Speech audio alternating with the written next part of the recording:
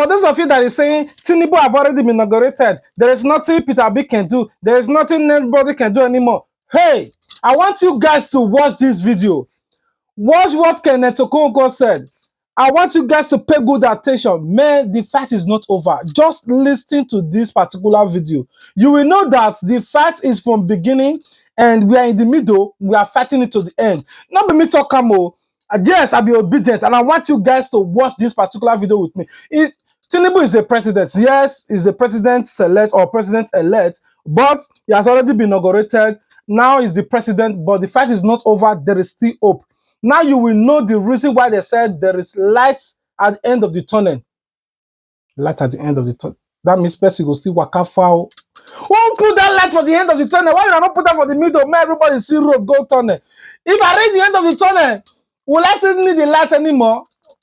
Now that the tunnel be need the light. But anyway, there is still hope because we never wanted this inauguration to hold. I want to get your summary of the state of play in the courts at the moment, the legal challenges as far as those are concerned.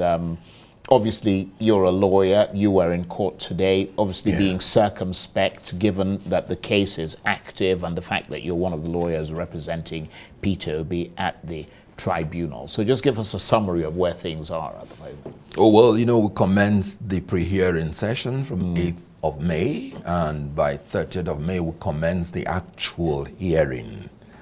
The actual hearing commenced yesterday, where we produced fantastic witness, through which and through whom we tendered our evidence on the drug trafficking offense of the second respondent, who is Bola Tinubu. Then we tendered our evidence on the non-qualification of Bola Tinubu as a result of double nomination of Shetiba, which is there in black and white. As at 14th of August 2022, he held the Borno Central nomination candidacy of the senatorial election and the vice president of I thought Nigeria. the Supreme Court had already decided that question. Your thinking is absolutely wrong. The issue before the Supreme Court was an issue of pre-election matter.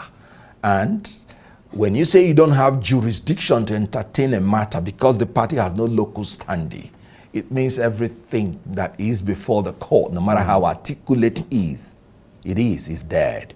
So, to my understanding as a lawyer, what the Supreme Court said was that PDP had no locus standi to challenge the pre-election matter in APC because it has to do with their primaries. That's why you use the word aspirant when you're talking about that. But let me talk about the obiter. Maybe a judge may have made an obiter. That's what we call it in law. His own opinion. Maybe saying something about writing to a party or something, you know. Excuse me. When you nominate a candidate, the nomination can only be valid when the list of candidates is published by INEC and released to the people. Then it's no longer a party thing. Is it not, I'm sorry to use the word, but I'm looking for a better word. Does it not disturb you for somebody to claim that mere writing to a political party makes you to have withdrawn? No. Until it gets to INEC, and INEC specifically strikes you out. In other words, you have withdrawn, because we're talking about candidacy. We're not talking about you aspiring to power. So the evidence we produced is to the fact that in INEC, which is the only commission that organizes the election, as at the 14th of that month, he held double nomination. And no evidence, for now, has been tendered to contradict that. So we are now in post-election matters, and you can distinguish it from the pre-election matters. We have the requisite locus standi because he challenged us in the general election. And when we adduce our evidence and take away their evidence during cross-examination, you may just see that we have complied with the law. And I am talking as a party to the suit, subject to the pronouncement of the court. Let me start by asking you whether you accept that Bola Tinubu is now constitutionally the president of Nigeria? Well, I accept that we are in court questioning the validity of that pronunciation, and subject to the decision of the court, I will take a clue on how to answer that your question. Right, but let me ask you, let me put it another way. Has there been a swivel towards Bola Tinubu in the Labour Party, an acceptance of the fact that he is now president and that what needs to be done now, pending the outcome of the legal challenges in court, is for the Labour Party to become, in the interim, a constructive opposition party and perhaps come up with a new model for opposition in this country? I mean, shadow ministers, etc., like you have it in the UK. I mean, I think you would make a great shadow attorney general, for example. I mean, is that kind of thing possible, or is the Labour Party too busy kind of tearing itself apart and wanting to tear other people apart? Well, I want to tell you that we already have a very beautiful model which we placed before the Nigerian people and which they accepted. So we wouldn't need to have a new model. We have our model that we are going to implement at the appropriate time. You have seen the model which they promised you. They promised you renewed hope. But from the first day of inauguration, they gave you renewed hopelessness. So, but we promised Nigerians a new Nigeria that is free from the culture of impunity, criminality, corruption, and illegality. And we are going to maintain our focus on that promise, and at the appropriate time we will deliver. Well, let me put it another way.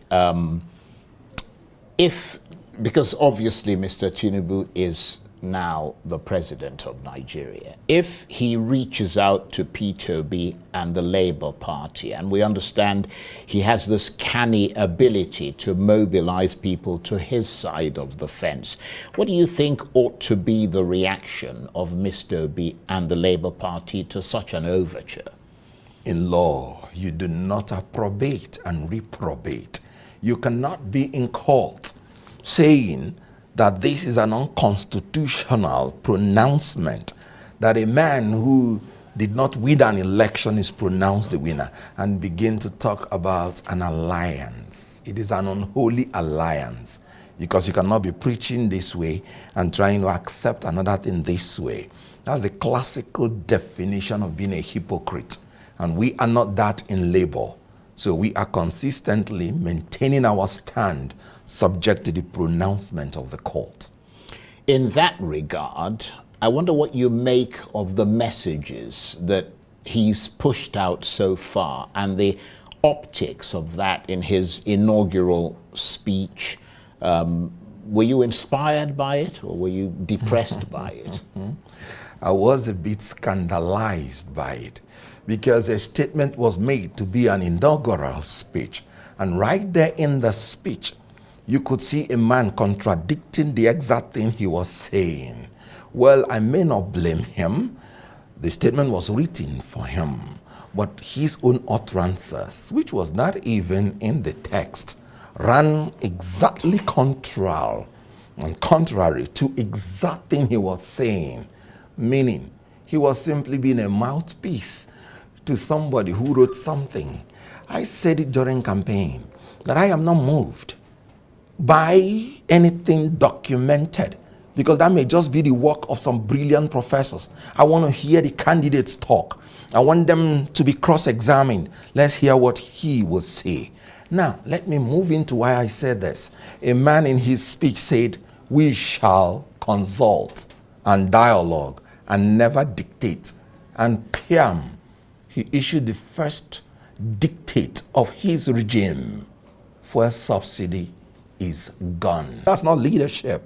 And on that extraordinary note, I want to say thank you very much indeed. Thank you. It's always a pleasure listening to you articulate your position very confidently. Kenneth Okonkwo is a Nollywood star, lawyer, and spokesperson for the Labour Party's Presidential Campaign Council. Thank you very much indeed. Now that Tinubu is the president, I will respect him as the Nigeria president because that is what I pledged for. Right from childhood, I pledged to Nigeria, my country, to be faithful, loyal, and honest, to serve Nigeria with all my strength, to uphold my unity and sign. I don't even know.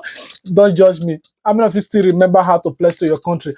Well, the reason I can't even remember anymore is because it has been long. It has been long and take time that I pledged to Nigeria. Ever since the past administrations, and they are giving us tough time, making Nigeria. I even forgot how to pledge. Even to say the national item now is difficult. If you know, say you can say it. Please, no. Now, if you go and go copy and put for comment section. How will I even put on this challenge? Okay, just do Plan B TV talk show challenge. Post it on TikTok and say Nigeria national item and pledge to your country, Nigeria, without making mistake. I will know. Just do Plan B TV talk show. Hashtag Plan B TV talk show. That's what my name is on TikTok. Anyway, guys, I want you to know that I love you. Thank you for watching this video to the very end. If it's your first time of coming across our video, please subscribe. For all our returning subscribers, see, I salute you now. Without you, there is no Plan B TV. God bless you all. And I love you. I know God loves you more. Anything you desire, may God continue to give you the good things. So some people desire bad things. Every good thing that you have been praying for, may God grant it all and let it all come to pass. Until we meet again, peace out. Don't forget to subscribe to get notified. And as you share your support, now say God bless you too. Sense on the bit. Plan B TV, Plan B TV, Plan B TV. Oh, Plan B TV, Plan B TV, Plan B TV, Plan B TV.